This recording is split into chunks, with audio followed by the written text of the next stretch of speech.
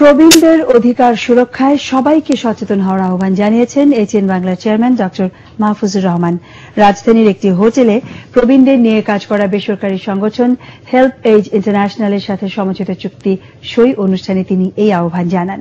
এ সময় এটিএন বাংলা এবং এটিএন নিউজের বিভিন্ন অনুষ্ঠান প্রচারের মাধ্যমে প্রবীণদের বিষয়ে গণসচেতনতা বাড়বে বলে আশা প্রকাশ করেন হেল্প এজ ইন্টারন্যাশনালের কান্ট্রি ডিরেক্টর নির্ঝরিনী হাসান। ইমদাদুল্লাহ বাবু জানাচ্ছেন বিস্তারিত।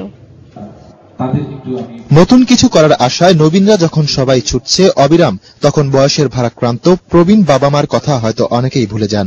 ফলে সামান্য কিছু সময় সন্তানের সংস্পর্শের আশায় থাকা সেই সব অভিভাবকদের অনেকেই এখন বঞ্চিত সেইটুকু সময় পাওয়া থেকে। পাশাপাশি তাদের বেঁচে থাকার মৌলিক অধিকারও এখন অনিশ্চিত। তাই বাধ্য হয়ে অনেক বৃদ্ধকেই যেতে হচ্ছে বৃদ্ধাশ্রমে। এমন বাস্তবতায় সেই সব বঞ্চিত প্রবীণদের নিয়ে কাজ করছে বেসরকারি সংগঠন HelpAge International Bangladesh. ATN বাংলাতে আমি গত বছর একটা নাটক দেখেছিলাম। নাটকের মধ্যে একটা সিন ছিল, সবাই খুব হাসাহাসি করছিল, কিন্তু তারপরে কেউ কেউ সেই সিনটা নিয়ে অন্যভাবে চিন্তা করেছে যে দেখেন এই নাটকের মধ্যে দিয়ে কিন্তু বলছে যে আমাদের চিন্তা করা দরকার যে একজন খুব বৃদ্ধ মানুষ, উনি তার সেলফোনটা নিয়ে একটা দোকানে গিয়েছেন যে ভাই দেখেন তো আমার ফোনটায় কোনো সমস্যা আছে নাকি। দোকান দেখে দেখে বলছেন না কোনো সমস্যা নাই। কেন আপনি ফোনটা নিয়ে আসছেন কেন? তো উনি বলছেন তাহলে আমার ছেলে মেয়েরা আমার ফোন করে না কেন? প্রত্যেক মানুষ অ্যাওয়ার না হলে এই ইস্যুটা নিয়ে আমরা কাজ করতে পারবো না। এ বিষয়ে গণমাধ্যমে বিভিন্ন আধেয় প্রচারের মধ্য দিয়ে জনগণকে আরো সচেতন করে তুলতে এটিএন বাংলার সাথে চুক্তি স্বাক্ষর করে বেসরকারি এই সংস্থাটি। এ সময় এটিএন বাংলা ও এটিএন নিউজের চেয়ারম্যান ডক্টর মাহফুজুর রহমান বলেন, প্রবীণদের মন বুঝতে তরুণ সমাজ এখন অনেকটাই ব্যর্থ।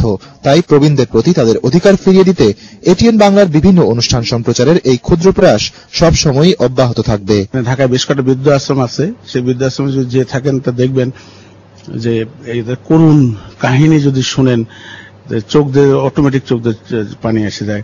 আগের যুগে ছিলাম আমরা সব একসঙ্গে জয়েন্ট ফ্যামিলিতেই আমরা বিশ্বাস করি বাঙালিরা।